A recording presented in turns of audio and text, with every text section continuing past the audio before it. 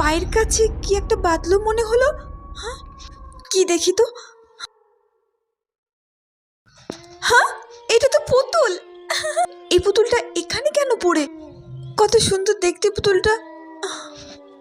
মনে হয় কোনো বাচ্চার হাত থেকে পড়ে গেছে, তাই হবে। কি করব, এটা বরং বাড়ি নিয়ে যাই, বোন পেলে খুব খুশি হবে।